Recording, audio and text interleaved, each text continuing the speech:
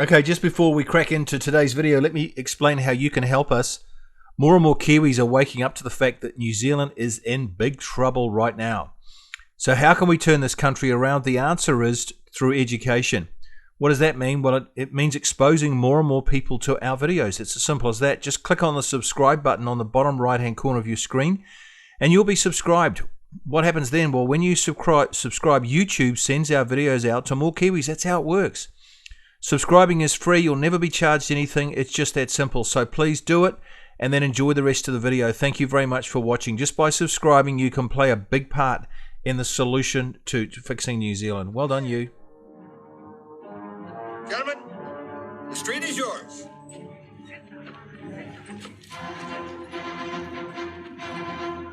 I only wound you, kid. You're a kind man.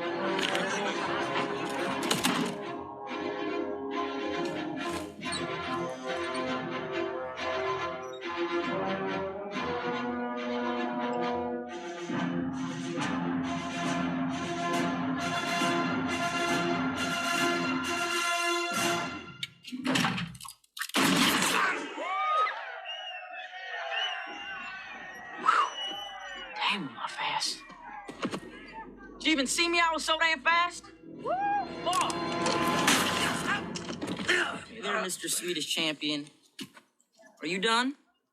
Stay down now unless you're still fighting. Yes, I give up. Kid's a winner. Well, hi, you beautiful New Zealanders. In today's video, I talk about why MPs must have a shootout with Maori activists. Well, what you've just seen on that clip from a Western movie is exactly what I'm talking about today. So you're probably wondering why I started this video with a shootout. Stay with me.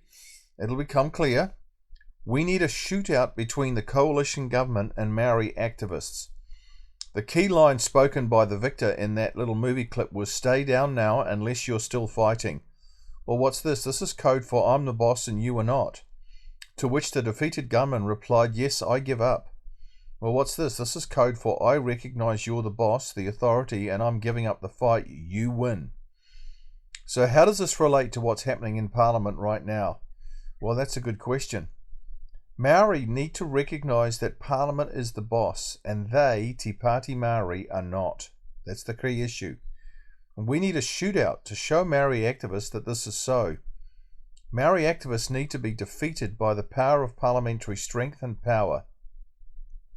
They need to give up their fight. Why?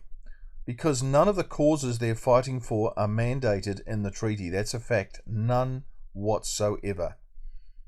They are figments of the activist Maori imagination. That's what they are, all these causes that they say they're fighting for. Nothing less. Well, please also observe the following clearly. Before the shootout, the shooter with the beard thought he was the boss. After the shootout, and once defeated, he was relegated. He was humbled. He was contrite. He says, "I give up." This is what needs to happen to Te Pāti Maori.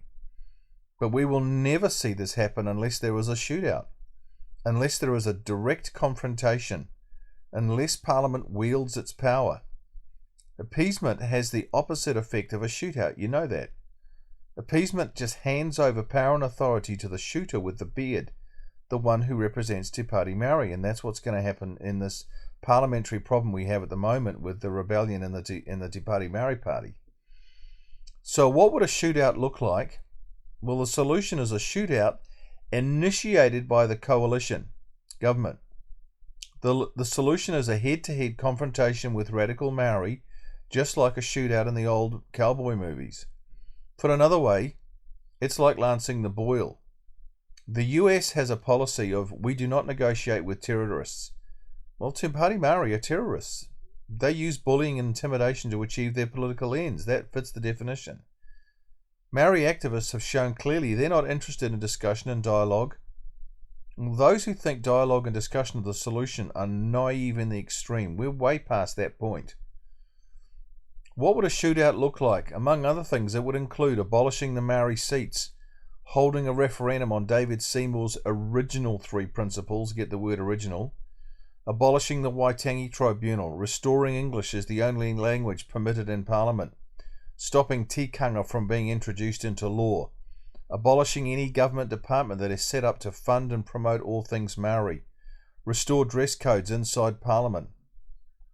You know what? All the other 159 cultures in New Zealand have taken responsibility to grow and develop their own culture, and they're doing so very successfully with no government help. So why are Maori being treated with favour? I want to know that. What's the answer to that? What else does a shootout look like? It means restoring property rights and security so Maori can't slap some kind of special Maori status on private land and take it off people. Taking out any need in the RMA to consult Maori. That's another shootout result. All Maori to pay rates on their land like everyone else. No special tax rates for Maori. Strip out any other law or statutes which treats Maori as a special group of people, because they're not. That is to say, purge New Zealand law of anything that promotes apartheid and racism in any way. Affirm the truth that in the treaty Maori ceded sovereignty and they became British citizens. As such, they must be treated equally with every other citizen in our country. Really, a shootout would restore democracy fully in New Zealand. That's what it's about. This is what a shootout would look like. Wouldn't that be fantastic if all that was implemented by government? Well, it can be. So enter Matthew Hooton. Matthew Hooton of the Herald wrote a piece this week in which he said things like, Te Pari Maori says Maori sovereignty is inalienable. It's not the sort of thing that the chiefs could have ceded in 1840, nor could it have since been taken away. Sovereignty still lies with tangata whenua. Te Pari Maori says the system of government that was set up, that is democracy we have today, is oppressive. Can you believe that?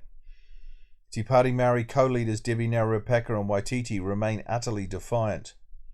In its 2023 manifesto, Te Pari Maori wrote, "It's time to dismantle this system, the democratic system of government we have now in New Zealand, so we can rebuild one that works for everyone." Do you know what? They offer no proofs. These are just opinions. They have no proof that Maori did not cede sovereignty. They provide none. They provide no proof that the government we have now is oppressive. They never explain what they mean and what exactly is oppressive. They say they want to dismantle the system, but they can't tell you exactly why. See? It's all just opinions. Well, this is fighting talk from Te Pari Maori. This is, I want a shootout.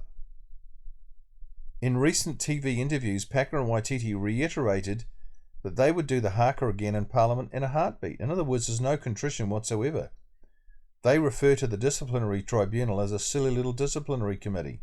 Add all this up, and one word comes to mind. It's the word defiance. The dictionary defines defiance like this. It says a daring or bold resistance to authority or to any opposing force. Open disregard, contempt. Well, it's obvious this describes the behaviour of the 3 Te Pari Maori MPs perfectly.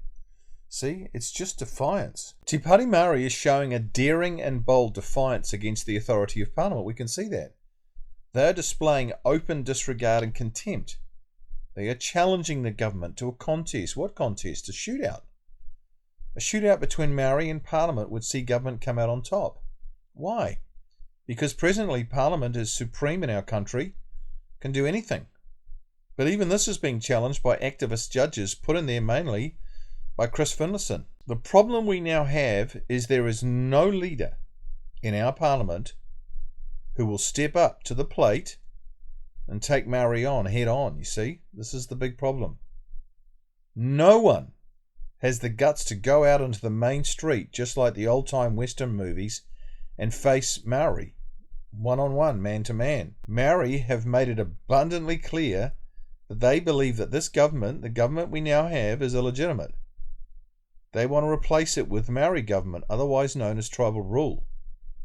They assert that New Zealand belongs to them and they want it back. All of it. This is treason talk. So enter Willie Jackson. The level of defiance in Parliament is escalating. Willie Jackson last week openly defied Assistant Speaker Greg O'Connor. The key lines from Willie Jackson were, "You don't walk over our kaupapa as it suits you, Mr. Speaker." And, "Who do you think you are?" Willie Jackson actually said that to Greg O'Connor, those things. Once again, this is we want a shootout talk. This is vying for superiority in Parliament. This is a new level of defiance we've never seen before. So watch this footage of Willie Jackson and you tell me what you think. You'll hear from a party who are under attack. Right, Mr. Jackson, the bill. This is the bill. The bill. This is the bill. I'm talking about the bill and the ramifications coming from this bill. The bill.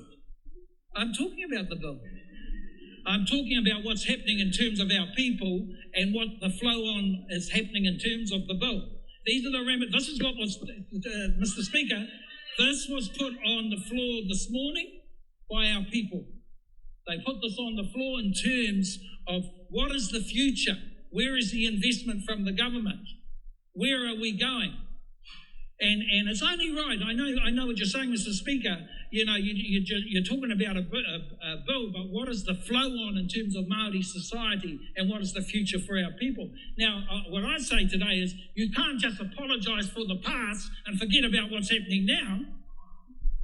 Surely, Mr. Speaker, and that's what our people are saying. So if you heard the kōrero this morning, the challenges this morning, the speakers in Te Reo Māori and in English, I'm only translating what I heard. I'm sure the audience here would reiterate that, and they're saying, this is all good and well, but what about our input? What about some investment? What about some follow up? What about what's happening politically in this Parliament? In terms of certain members, that was at the court in the kōrero today. No, I'm not sitting down.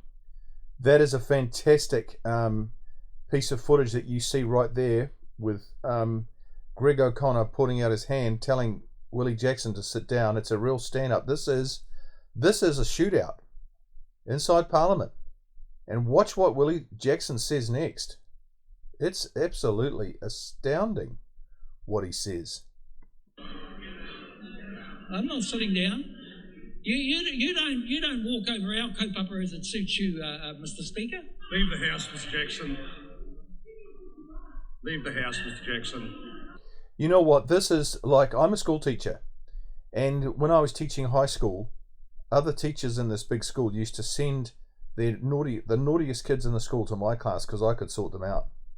And you know what? This is a vying for power and control. This is direct defiance. This is trying to take over Parliament. And if kids did this in my classroom, they'd be expelled from the school. No doubt about it. So watch what Willie Jackson does. He goes away and he says, "Who do you think you are?" See? Watch. It's a little bit hard to hear, but you can watch this and you see what happens. Leave the House, Mr. Jackson. Leave the House, Mr. Jackson. No, there will be no point of order, Mr. Jackson. Mr. Jackson. See, the lady shouting out in the background is Debbie Naurapaka. She's shouting point of order. She wants to join in. These are like dogs on a pig hunt. Yeah, this is what's happening. See? This is our Parliament. You know, all the commentaries this week in the media on these events have focused on whether the punishment on the 3 Maori MPs was too harsh or not. What none of the commentators focused on was the question, you know what, where is all this going? This defiance in Parliament? The answer is obviously to a shootout. The dictionary defines a shootout like this: a final test or confrontation intended to settle a dispute. The dispute going on in our Parliament now is who's the boss of this place. It's about Maori wanting to take control. In Western movies, as I showed in the opening video clip, shootouts took the form of a shootout between gunmen, the winner being the one who disabled or killed the other shooter. One of the shooters is declared to be the winner or the boss. To Maori, they want a shootout. They're goading the coalition government to have one. But as I said, the current government lacks the guts and the spine to accept the Maori challenge. They don't want to walk out in the middle of the street and have a shootout. See, this is the problem. National wants to avoid one of these shootouts at all costs. They don't want a gunfight. Why? Mainly because they're cowards. The dictionary defines a coward like this: a person who is contemptibly lacking in the courage to do or endure dangerous or unpleasant things. National don't know how to have a shootout. They've never had one. They've always avoided conflict and shootouts through appeasement. This is their strategy for dealing with Maori. Appeasement, you see. But appeasement is the wrong response. Why? Because it hands over control to Maori little by little, increment by increment. Appeasement, you see, is a mechanism for relinquishing control. Every time MPs appease Maori, Maori gain a little bit more control. And you know what? Maori are onto this. They've woken up to this, and so this is what they do. They just fight and be defiant and be rebellious and be absolutely out of control. And then what happens is, to calm everybody down, the National Party just comes roaring in with more appeasement. That's what they do. This is a pattern. There's another reason why National does not want a gunfight. They know that voters don't like conflict and division. A shootout would bring unprecedented conflict and division. It would. But it would only be for temporary pain, not unlike lancing a boil. You know, when you lance a boil, it's painful. But you got to do it to get all the pus out. So why don't current politicians lance the boil now? Politicians always worry first and foremost about being re-elected to power. You know what? They're really interested in doing what is right. If doing right negatively influences their chance of getting into power or staying in power. Invariably, it's about getting into power and then staying in power. This is why they don't want a gunfight. A shootout, you know what? This might turn voters off the current coalition and onto Labour, the Greens and Te Pāti Maori, so it's risky, you see. But really, they just got to do the right thing for the country, not for themselves. Now, here's the thing. As I have said, the longer the boil is not lanced, the worse the boil becomes. It just gets bigger. I've had a boil. I know what this is like.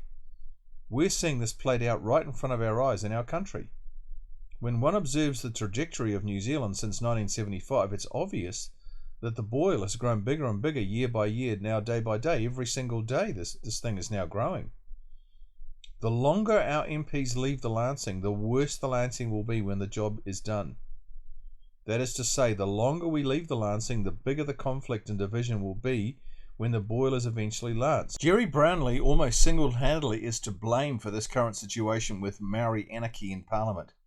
He took over from where Trevor Mallard started. Remember that? You remember it was Mallard who allowed dress codes to be compromised. Brownlee has gone on to appease Maori over and over. First, he allowed them to brandish weapons in Parliament, no problem. Then he allowed them to ask and answer questions in Maori, even though everyone understands English perfectly, no problem. Then he allowed the use of Aotearoa in Parliament, even though our country is called New Zealand, no problem. Then he himself started to use Maori words in Parliament, like the word tikanga, no problem. In other words, he joined the Maori religion, no problem. Listen to what Christine Rankin had to say about Jerry. This is really telling. I do despair, and I think over time Parliament will have to find some penalties that are greater than this, because yes, I don't believe that penalty is going to have any effect at all. They're on a mission, and it's a mission of destruction, and I don't believe that they're going to stop for anyone or anything. What do you think of Jerry Brownlee and how he handles the House? Oh, I think it's such a shame. I mean, Jerry's always been a grump, hasn't he? He's always been very reactive and grumpy. And from that, I thought he would be a bit of a disciplinarian in the House, like knowing when to let them go. So it's sort of entertaining and fulsome. But he's pathetic. He's weak. Yeah. He's scared of things that, if he put his foot down, I think the behaviour would be a lot better generally, and we'd probably get more out of it too at the other times. But I'm really surprised. I honestly thought the grumpy old fella, the old bugger actually, would be a really good at being Speaker. But to me, I'm just very disappointed. Yeah.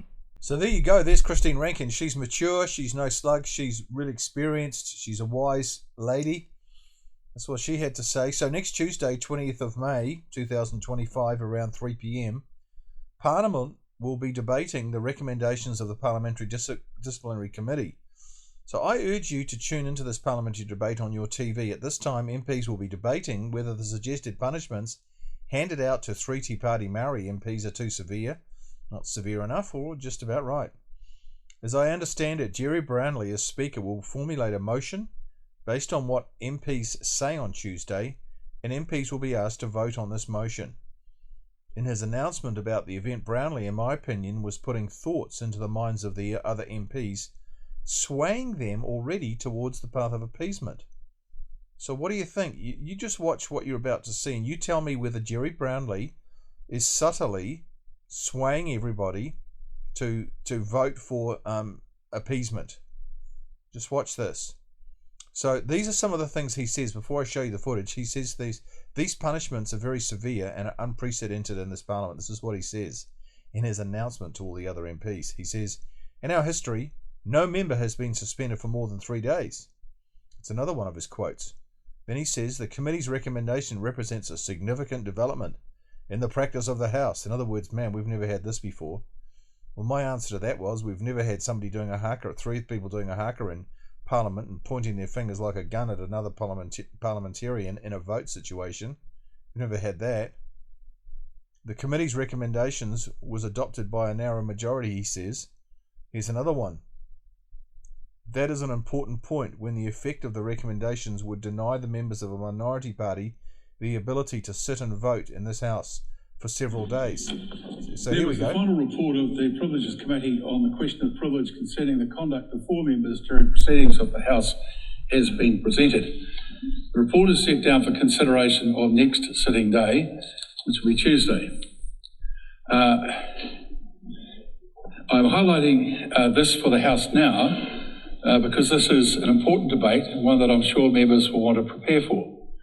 In this report, the committee's recommendation is that 3 members be punished for contempt. In each case, the recommended punishment is that the member be suspended from the service of the House, one for a period of 7 days and the other 2 for a period of 21 days. It might be interesting for some of the media who have reported to understand that it's a recommendation at this point, as the House hasn't yet dealt with it. These punishments recommended by the committee are very severe and are unprecedented in this Parliament. As far as I'm aware, since the House first met in 1854, no member who's been found guilty of contempt has been suspended for more than 3 days. I'm also conscious that, unlike in previous such cases, suspension from the service of the House now carries a substantial financial penalty. The committee's recommendation, therefore, represents a significant development in the practice of the House. A proper opportunity for debate must be provided before the House arrives at a decision. I also note that the committee's recommendation was adopted by a narrow majority. That is an important point, when the effect of the recommendation would be to deprive members of a minority party of their ability to sit and vote in this House for several days. Now, you need to know, though, that the 9 people who were on this disciplinary committee, there was 9 of them, and at least 5 of them were activists. So this is no surprise, but they'll never tell you that. As the committee's report states, the Speaker has a duty to protect the rights of members of all sides of the House. In particular, there's a long-standing convention for speakers to safeguard the fair treatment of the minority. I intend to honour that convention by ensuring the House does not take a decision next week without due consideration. In my view, these severe recommended penalties placed before the House for consideration mean it would be unreasonable to accept a closure motion until all perspectives and views had been very fully expressed. I would next like to set out how I intend to apply Standing Order 2552, which deals with the consideration of a report of a Privileges Committee. It provides that the chairperson or a member of the committee may move a motion that reflects the committee's recommendation. The motion may be amended, and an amendment is not required to reflect the recommendation, as long as the amendment is relevant and otherwise in order.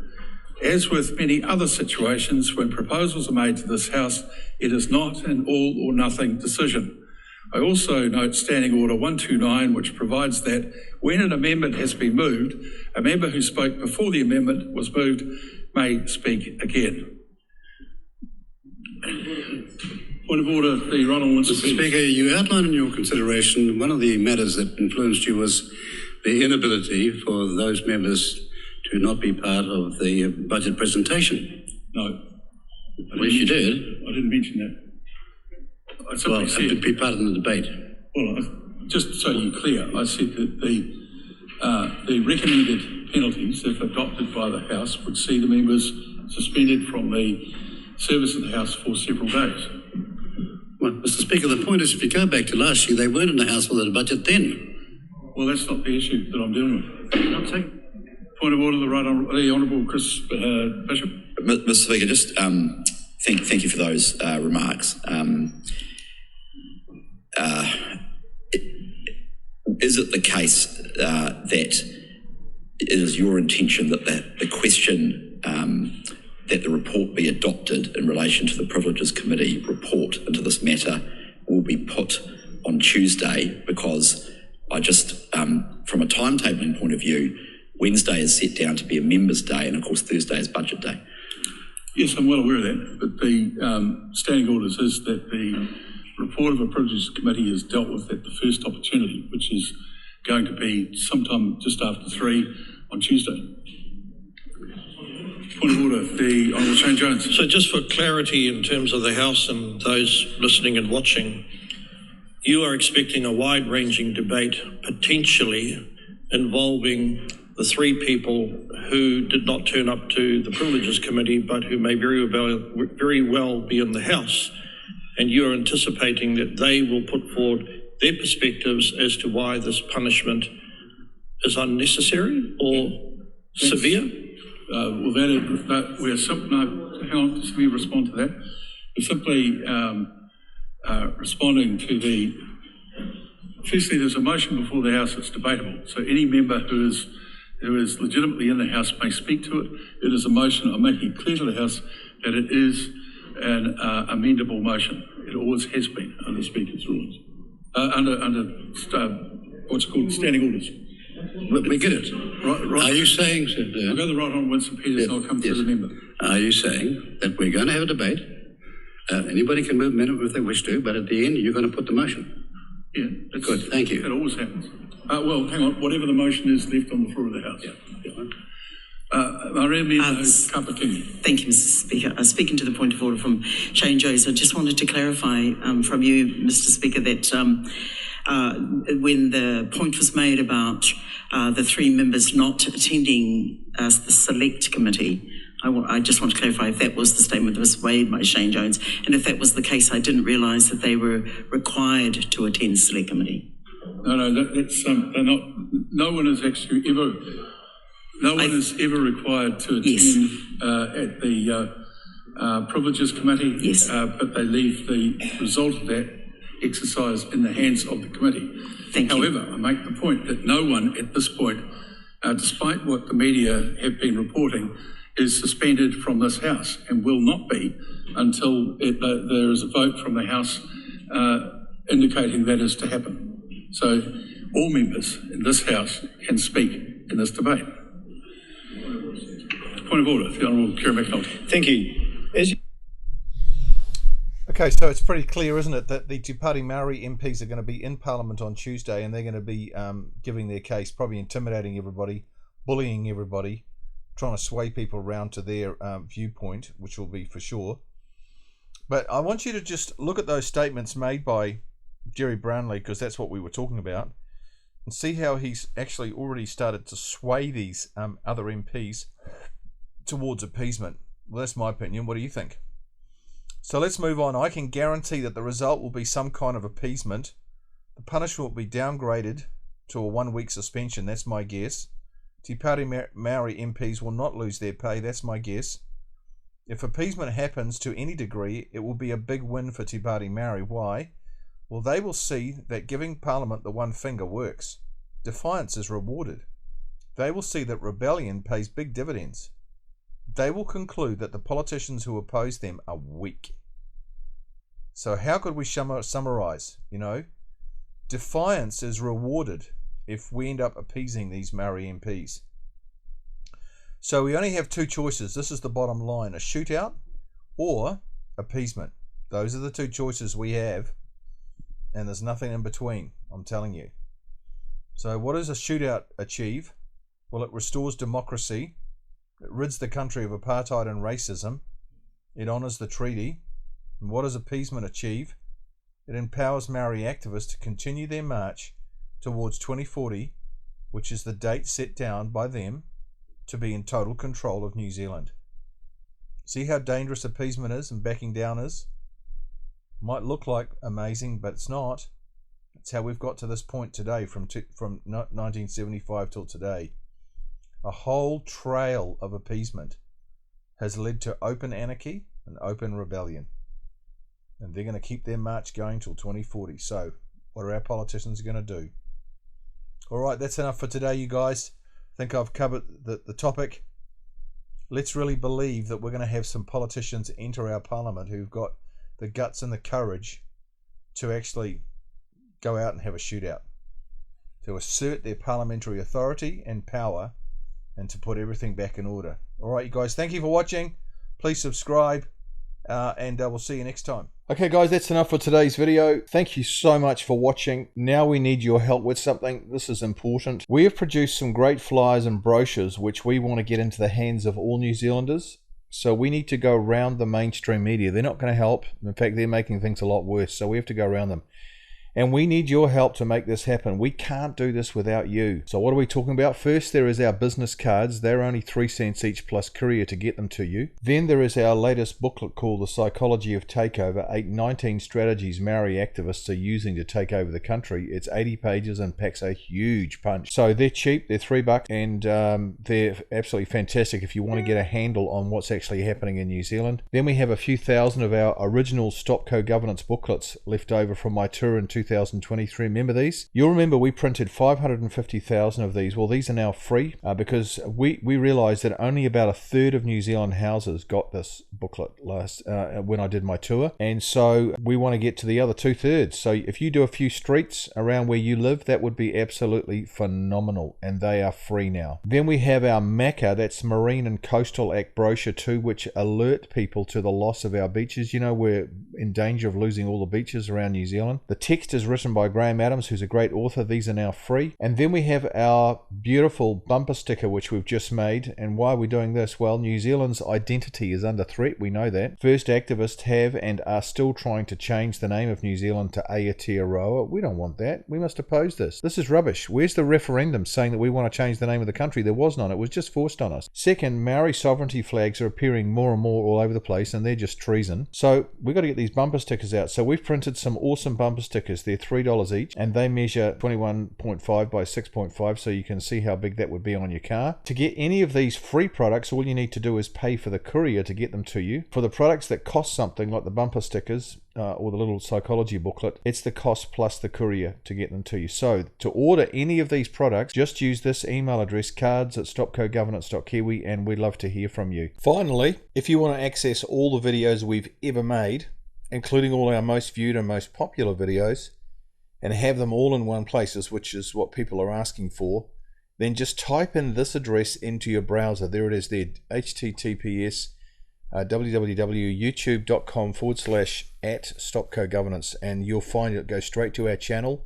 Then what you do is save this address to your computer as a favorite.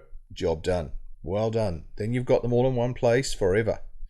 And all the new ones that are coming in get placed into that address, so you won't miss anything.